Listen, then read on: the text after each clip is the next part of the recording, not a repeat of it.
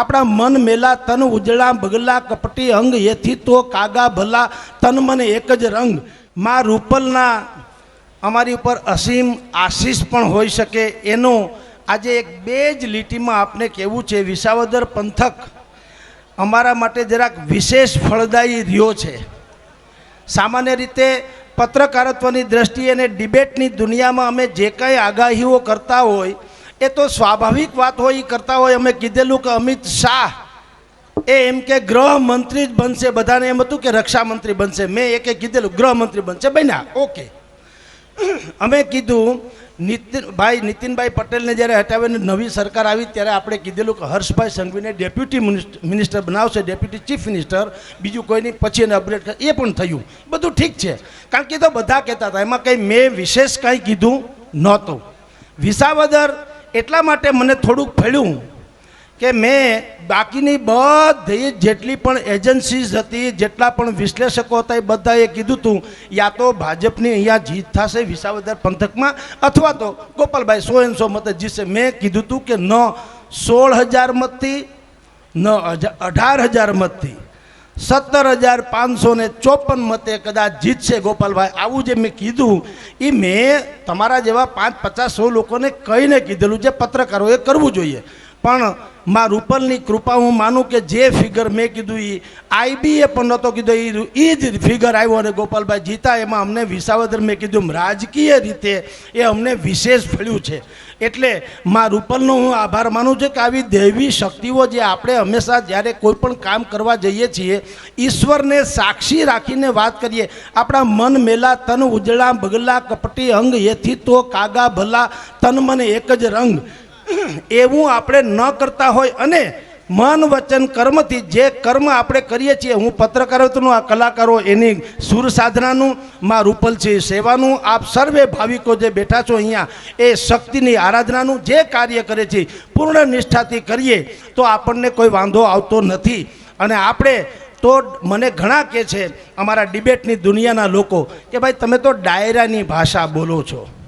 મેં કીધું ભાઈ સાહેબ આ ડાયરાની ભાષા નથી, આ ભાયડાની ભાષા છે. જે હોય તે કહેવું જોઈએ એ આપણી જે લોકવાયકા છે. કારણ કે આ તો ગણતર હોય તો થાય, ભણતરનો મહિમા નથી, ગણતરનો મહિમા છે.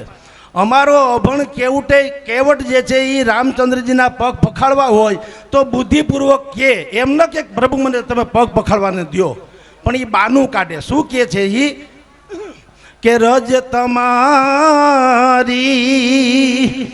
કામણગારી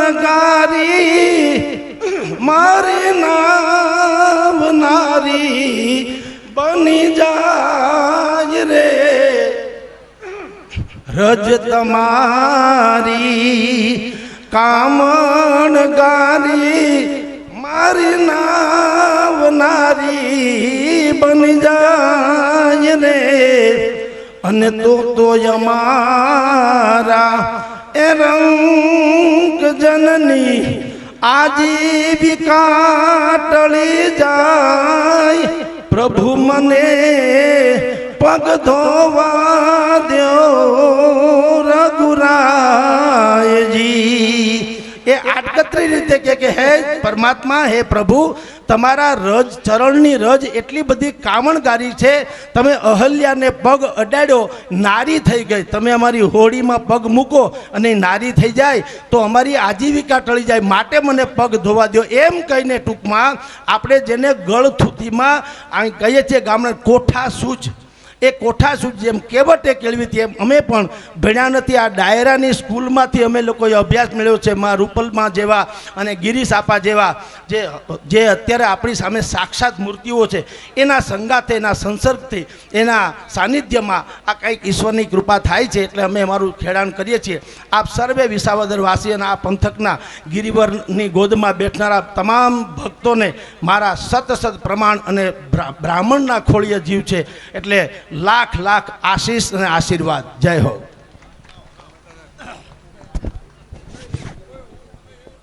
વાહ, સરસ દાદા. અને બધાનો ભાવ છે. ગિરીશ આપા એક 5 મિનિટ આપા પધારો.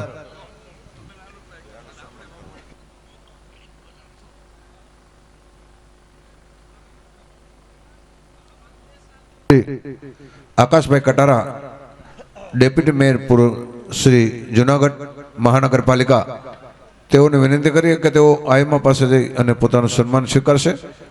Deputy mayor Shri Akashbhai Katara.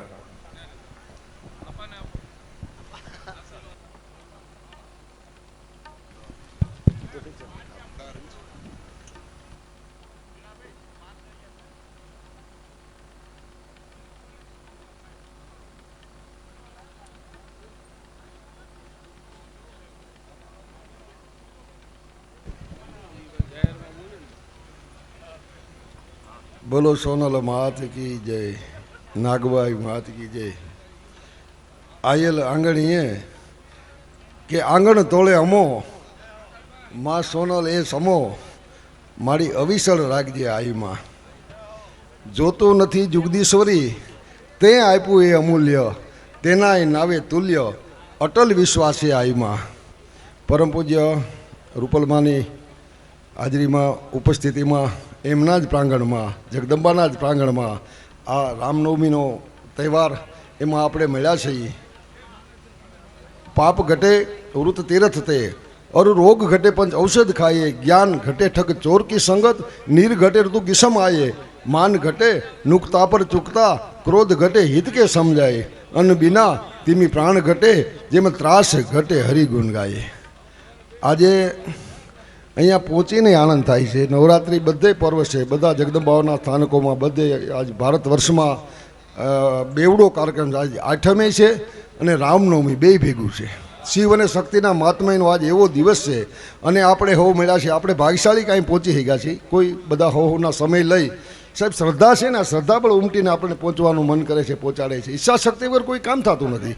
તમે કલ્પના કરો, કોઈને નાનામાં નાના માણસને ટાઈમ નથી. એમાંથી એ મહાપર્વને માણવા આપણે બધા હવ સામેલ થાય છે. એ ભગવતીની માત્ર કૃપા હોય તો જ થાય. જગદંબાની કેવી અસીમ કૃપા છે, એના કેવા તેજપુંજ પથરાય છે કે આપણને ખૂબ ખૂબ બળવત્તર બનાવે છે ભલામણ. આજે જો સમય એટલો લેભાગ જાય છે, એની વચ્ચે આવી શક્તિ, આવી જગદંબાઓ, આ જ્યાં ચારણોમાં જે પરંપરા હાલી છે. અમારે સોનભાઈમાં કહેતા, મહેશભાઈ આઈમાં કહેતા, મહેશભાઈ બેઠા ને, મહેશભાઈ રાજભાઈ, કે આ ચારણોની જગ્યાએ હોય યથોચિત. તો આ એ ચાલી આવતી પરંપરા છે. અનેક આયુ આવ્યા અને ક્રમશ એવા જગદંબા આવે અને આપણને બધાને ખૂબ લાડ લડાવે. મા વિના કોણ લાડ લડાવે? આ જગદંબાની માત્ર કૃપા છે. જગત છે ને એ બહુ ભગવતીએ બહુ આમ તમે જુઓ તો એનો પ્રકાશપુંજ એવો પથરાય છે, એવો રિલાય છે. આ આંગણામાં આવી, અહીંયા આવ્યા પછી આપણને એટલું બધું અહેસાસ થાય કે માના સમીપ ગયા. આવો જગદંબા આપણને આવું ને આવું લેતા રહીએ. ખરેખર હું તો જોઉં આ મહેશભાઈ ને અમારા જબરજસ્ત આ બધો આખો સ્ટેજ છે ને, નાના રાજભાઈથી મોટા બધા કલાકારો તમે જુઓ તો પ્રકાશભાઈની સેવા, આ મહેશભાઈ, તમે આ બધા તમે જુઓ ને તો ભગવતી એમ એને એટલું બધું ઓલું આપ્યું છે એમ કે ખરેખર આ બધે કોઈ પણ સમય નથી અને એ સમય લે છે અને સતત લેતા રહીએ. જગદંબાના આંગણામાં આ કાર્ય તમે બધા મહામૂલો સમય લઈને આવો છો. આ પરગણો આપણો જુઓ તો તમે, એ પંથકની અંદર જગદંબાની દયાથી આપણને એક જબરજસ્ત વિરાસત મળી છે. આપણે એટલું બધી વિરાસત મળી છે. અહીંથી આવા કાર્યો થતા જ રહીએ એવી મા સોનબાઈ મને પ્રાર્થના. બહુ તો મારો વિષય નથી, પણ જીવન ગતિ જાણે, મોજું માણે, લાખું લાણે લાવ લીએ, અને ખરી મહેનત ખાણે, રત્નુ સાહેબ દેખત લાણે, ભલાઈ ભાણે દાન દીએ, તપ કરવા ટાણે, જે વિધિ જાણે એને વેદ વખાણે વિસ્તારીએ. સમયોચિત જે કરવાનું છે એ માતાજી સત્કાર્યોમાં આપણે સૌભાગ્યની મનાવે, એનાથી વિશેષ વાત જ ન હોય. બનુમાની બહુ ભાવના એક સતત રહી છે. સતત એક દિવસો અચાનક વરસથી પહેલાં, દેવથી પહેલાં 8 મહિના પહેલાં વાયા પરબને, પરબથી ગાડી અમે મઢડા તરફ વાળી, દાદુની ગાડી રામપરા લઈને હાલો હું કરતા જોતા અને ખબર અંતર પૂછવા આવે છે અને મઢડા આવે છે તો એટલા રાજી થાય છે. એ જગદંબા તત્વ એમના જબરજસ્ત આશીર્વાદ પામ્યા છે અને સતત જેને માતાજી જગદંબાઓ ભક્તિ વિશેષ છે અને સતત વિશેષ મળતી રહી. મા જગદંબાને પ્રાર્થના. ભલે, જય માતાજી.